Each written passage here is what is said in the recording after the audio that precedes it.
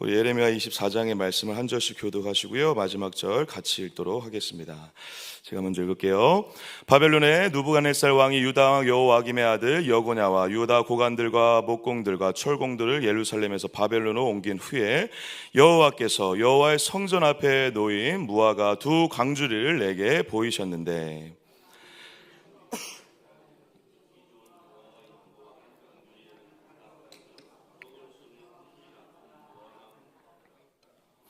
여호와께서 내게 이르시되 예레미야야, 내가 무엇을 보느냐 하시매 내가 대답하되 무화과이온데 그 좋은 무화과는 극히 좋고 그 나쁜 것은 아주 나빠서 먹을 수 없게 나쁘니이다 하니, 말씀이 또 내게 임하니라. 이르시되 이스라엘 하나님 여호와께서 이와 같이 말씀하시니라. 내가 이곳에서 옮겨 갈대아인의 땅에 이르게 한 유다 포로들을 이 좋은 무화과 같이 잘 돌볼 것이라.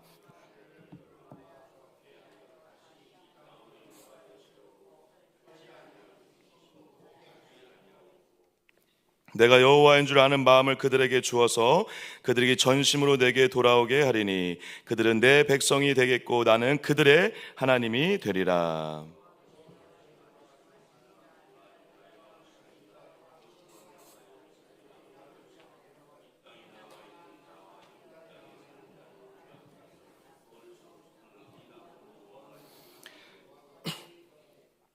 세상 모든 나라 가운데 흩어서 그들에게 환난을 당하게 할 것이며 또 그들에게 내가 쫓아보낼 모든 곳에서 부끄러움을 당하게 하며 말거리가 되게 하며 조롱과 저주를 받게 할 것이며, 같이요 내가 칼과 기근과 전염병을 그들 가운데 보내 그들이 내가 그들과 그들의 조상들에게 준 땅에서 멸절하기까지 이르게 하리라 하시니라. 아멘.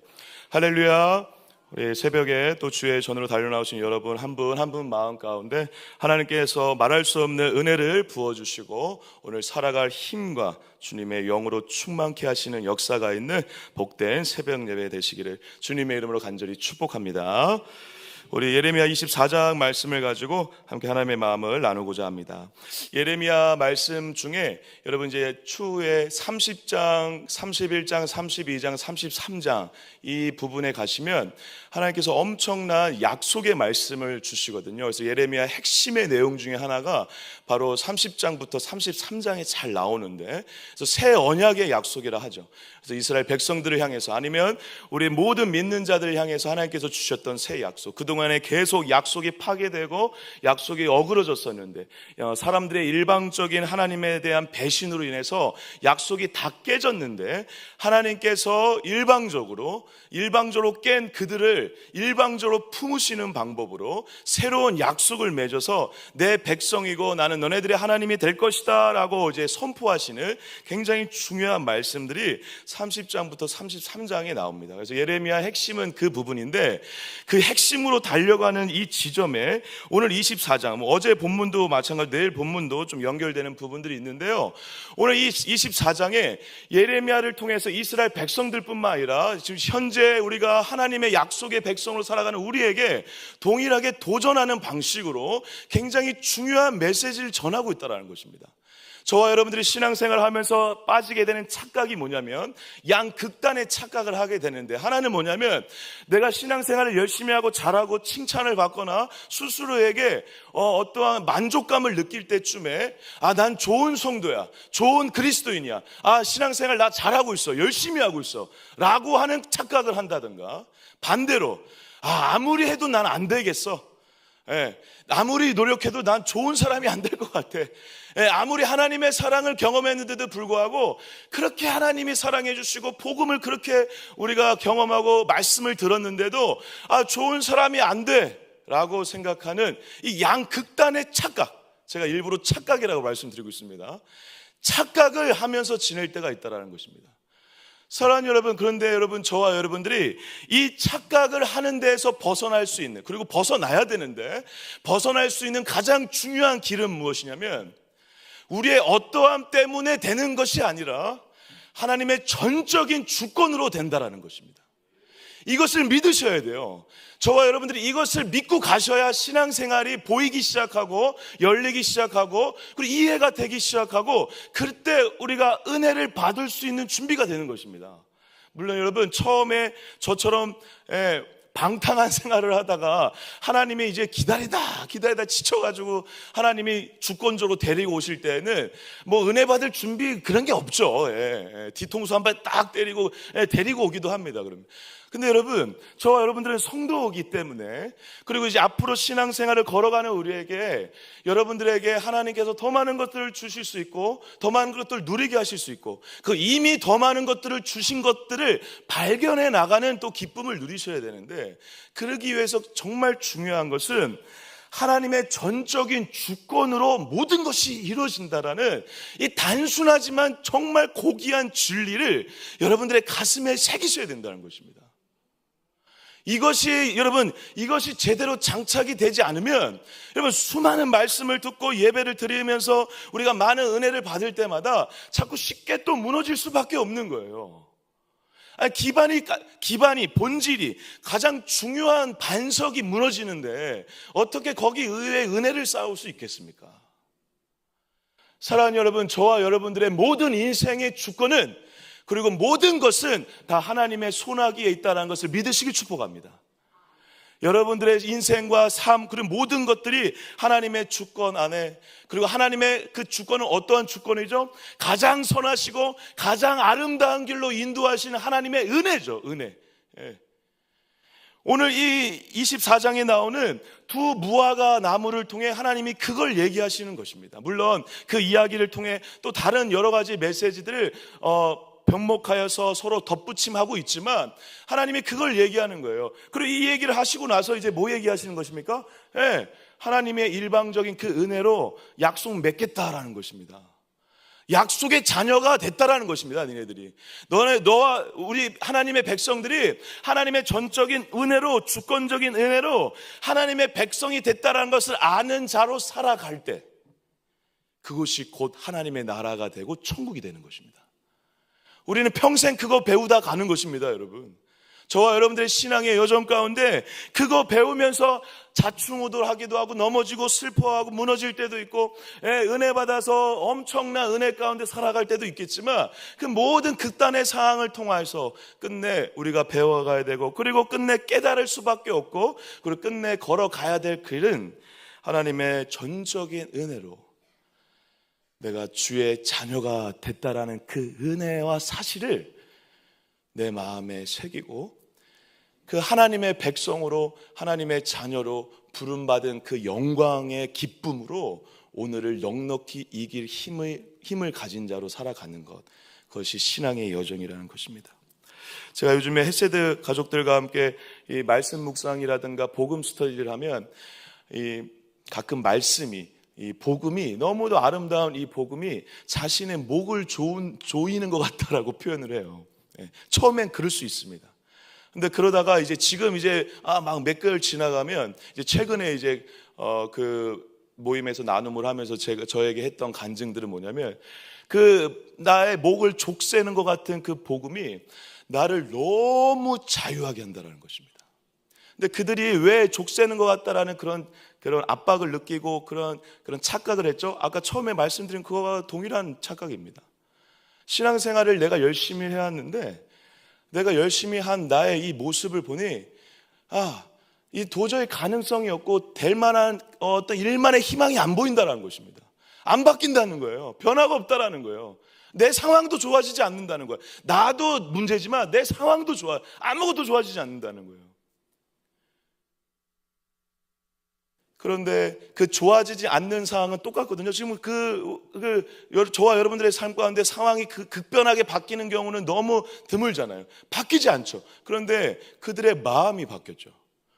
그들의 심령이 바뀌고 그들이 진리를 보는, 말씀을 보는, 복음을 대하는 자세가 달라졌습니다.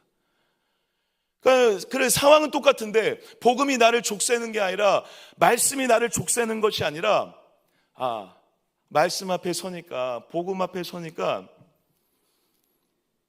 나는 아무것도 할 수 없고, 그리고 나에게 어떠한 희망도 발견할 수 없는 자라는 걸 알겠지만, 맞지만 나는 그렇게 큰 죄인이지만, 그래서 예수님이 죽어야 할 만큼 죄인이지만,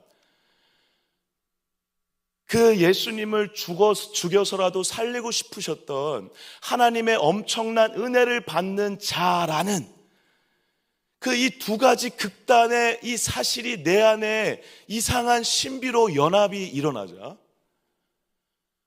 엄청난 겸손을 가졌지만 엄청난 담대함을 가진, 엄청난 죄인의 인정을 하면서도, 회개를 하면서도 엄청난 사랑을 받고 있다라고 하는 기쁨이 있는, 그러니까 회개와 기쁨과 절망과 소망이 같이 있는 자가 되어지는 그 자유함을 누리게 됐다는 것입니다.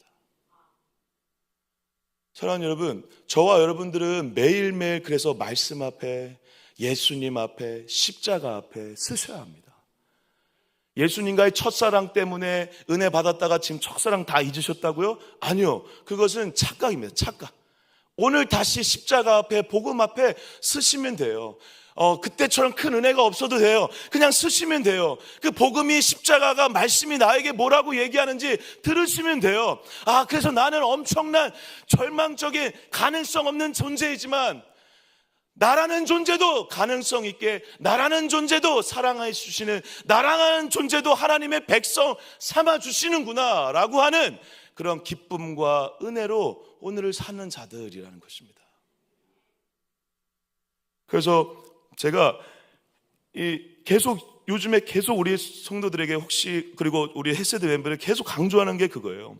복음은, 그리고 말씀은 은혜 받았을 때 만나야 되는 어떠한 도구가 아니라, 구원의 문이 아니라 평생 걸어가야 될 신앙의 여정이다라는 것입니다. 오늘 이 본문 말씀도 그것을 우리에게 도전하고 있다는 것입니다. 본문 말씀 1절에 이러한 배경을 얘기하고 있습니다. 제가 잠시 설명드리겠습니다. 제가 읽어볼게요. 바벨론의 느부갓네살 왕이 유다 왕 여호와김의 아들 여고냐와 유다 고관들과 목공들과 초공들을 예루살렘에서 바벨론으로 옮긴 후에, 자, 배경이 나왔습니다. 배경. 이때 시점은 어떤 배경이냐면, 요걸 잘 먼저 이해를 하셔야 되는데, 요 이름, 여고냐라는 이 왕은 여호와김을 얘기하는데, 여호와긴이라는 이 왕이 포로로 잡혀갔을 때는 2차 포로 시대입니다. 그러면 이 앞선에 먼저 어떠한 시기가 있었을까요, 여러분? 바벨론으로 끌려가는 1차 포로 멤버들이 있었어요.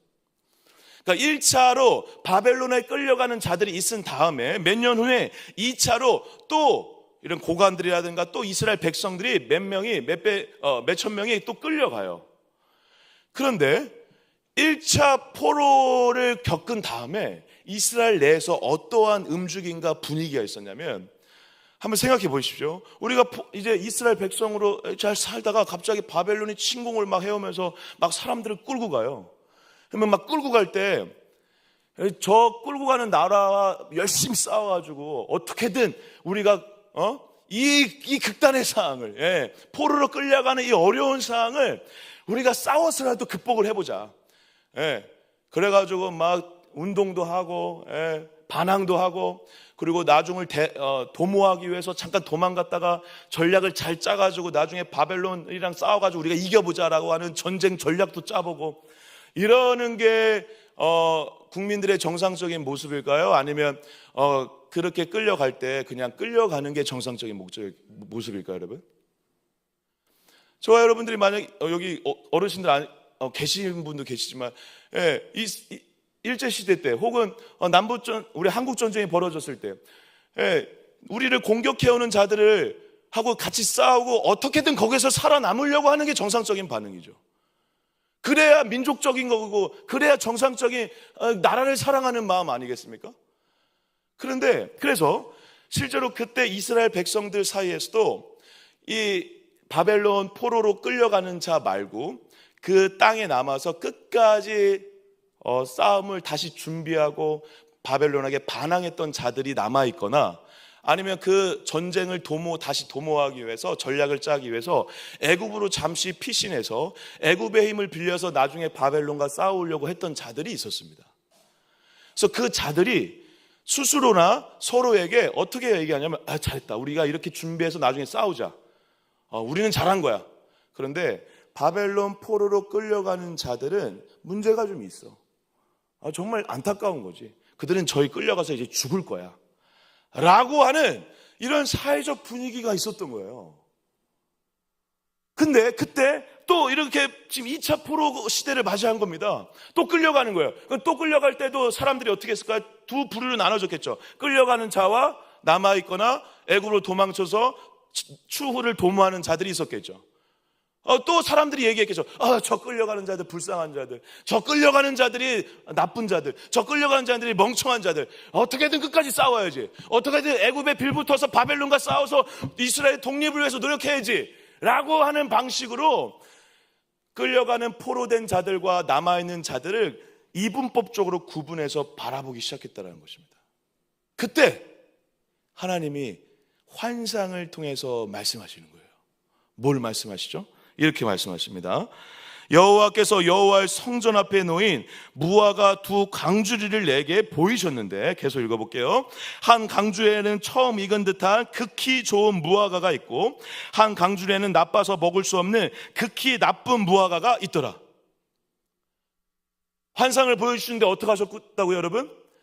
여기서 나오는 이제 성전 앞에 놓였다라는 것은 제사를 지내는, 첫 예배와 첫 소산을 드리는 제사를 얘기하거든요.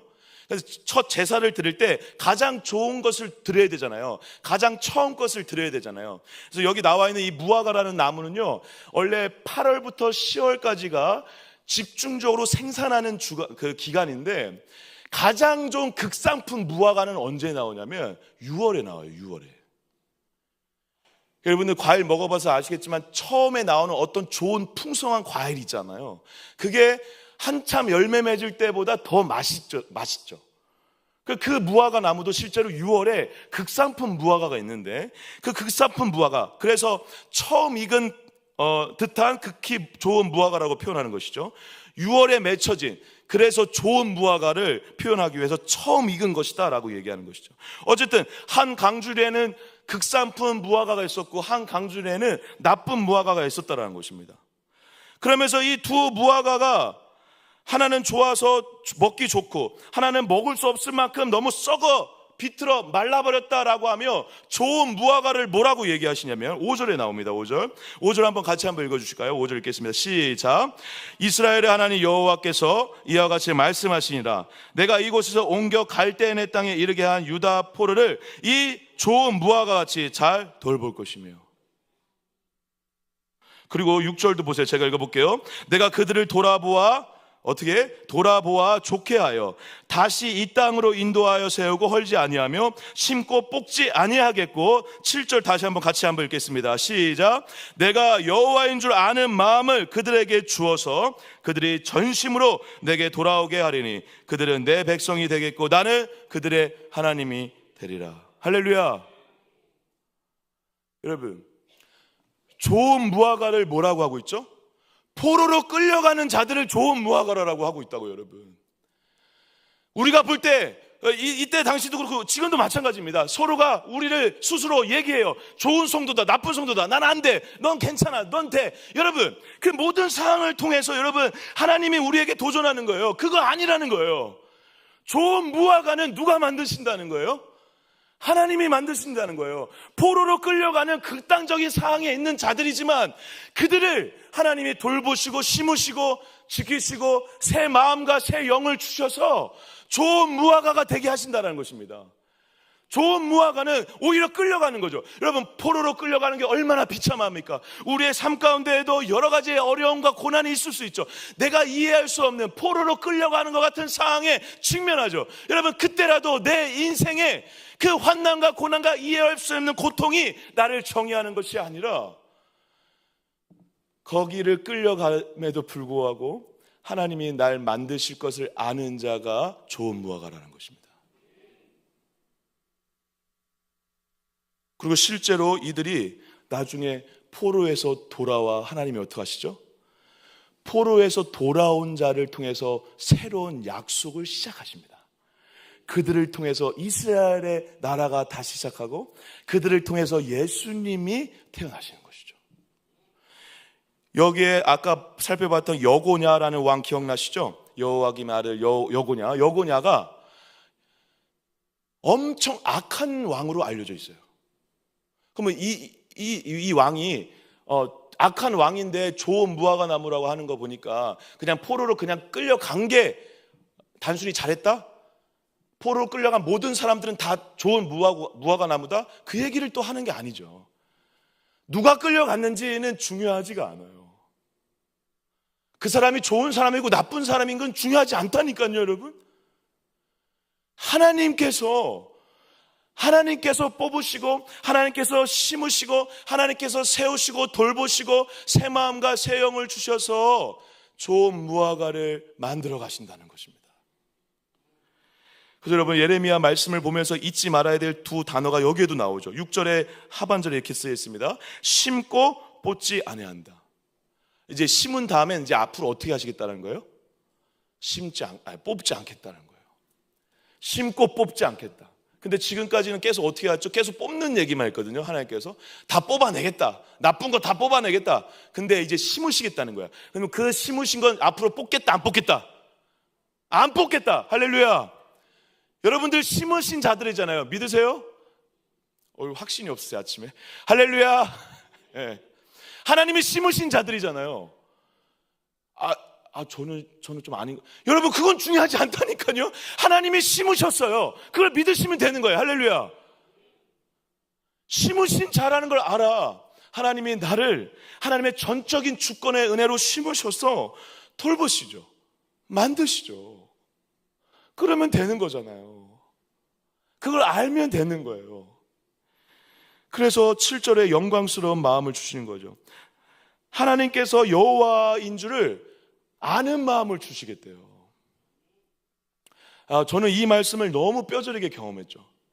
아무리 하나님을 제대로 믿고 싶고 예수님을 믿고 싶어도 모태신앙으로 태어나서 오히려 교회를 비판하고 세상 흐름에 살아가며 정신없이 살아가는 저에게 하나님이 일방적으로 마음을 주시는 거죠.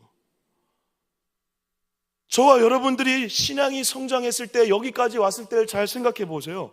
하나님이 다 마음을 주시고 영을 부어주시고 깨닫게 하시는 은혜가 있었죠. 여러분, 그래서 내가 오늘 좀 깨달아지는 게 부족한 것 같아요. 은혜가 부족한 것 같아요. 괜찮아요, 여러분. 그래서 여러분 부족한 사람이고 나쁜 사람인 거 아니에요. 하나님이 마음 주시면 되는 거죠. 할렐루야. 마음을 안 주시면요, 기다리면 되죠. 깨닫는 지혜가 없으세요? 깨닫는 지혜를 주신다니까요. 왜? 하나님의 백성으로 돌봐 가셔야 되니까. 좋은 무화과로 뽑으셨으니까. 심으셨으니까.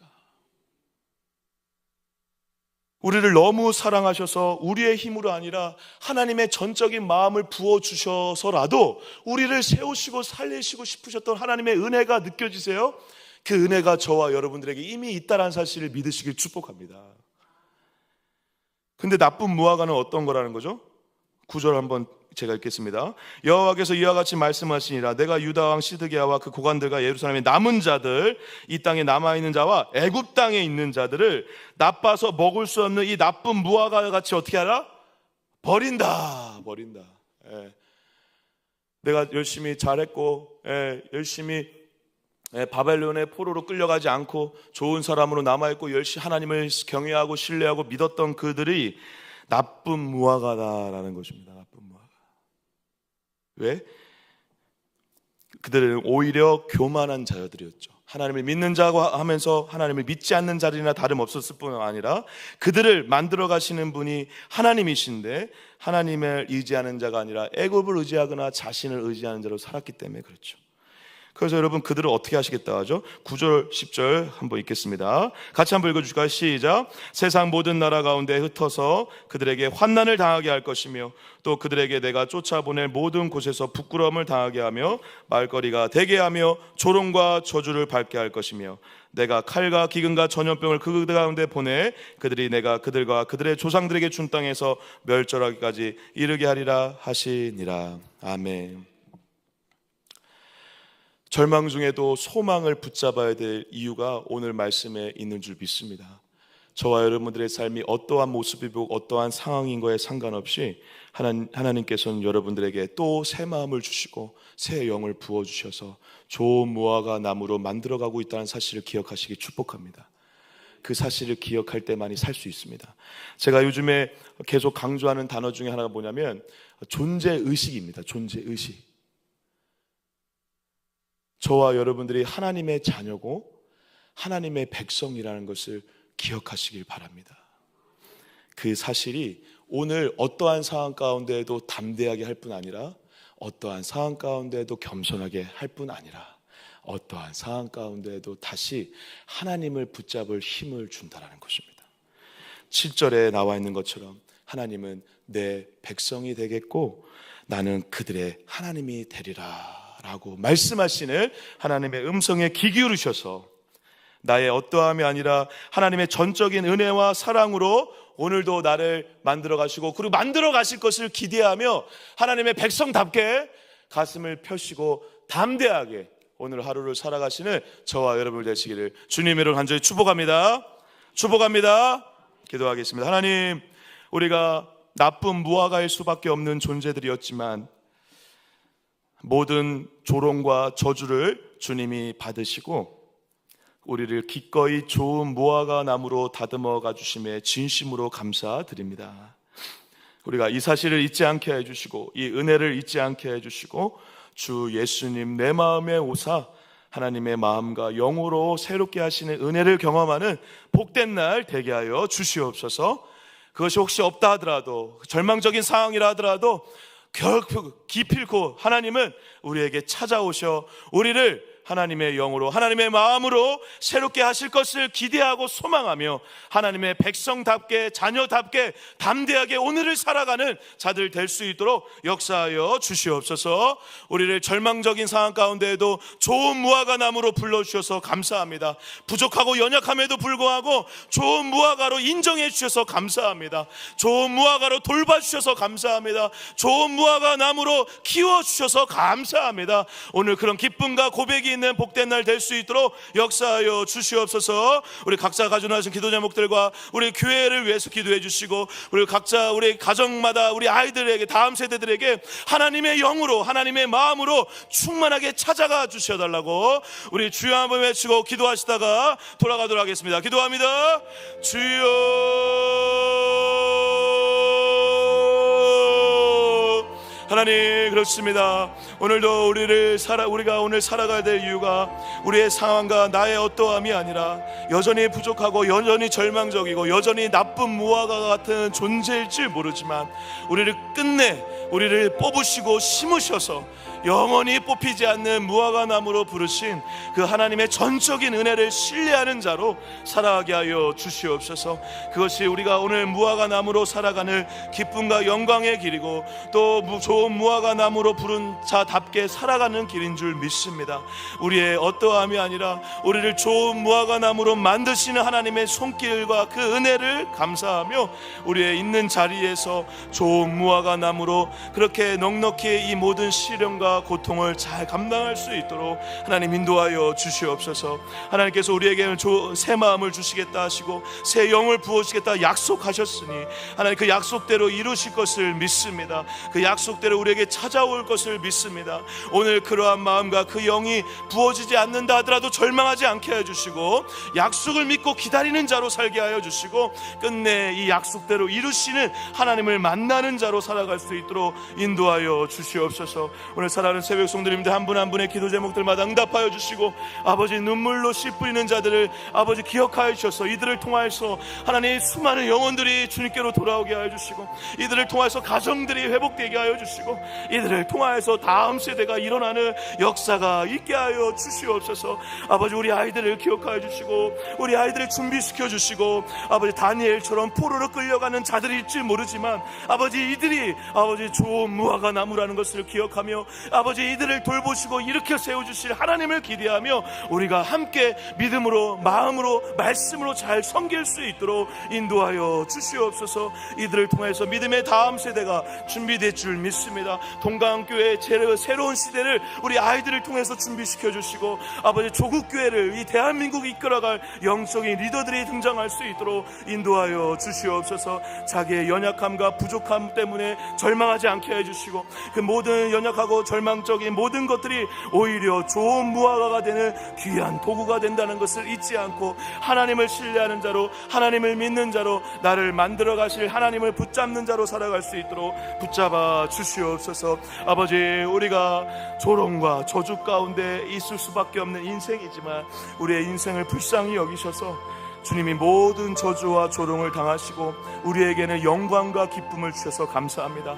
그 복음이, 그 예수가, 그 십자가가 오늘 나에게 어떻게 말을 걸어오는지 잘 듣게 하여 주시고, 그 복음의 메시지에 반응하는 자로 오늘 살게 하여 주시옵소서. 주의 날들 되게 하여 주시옵소서.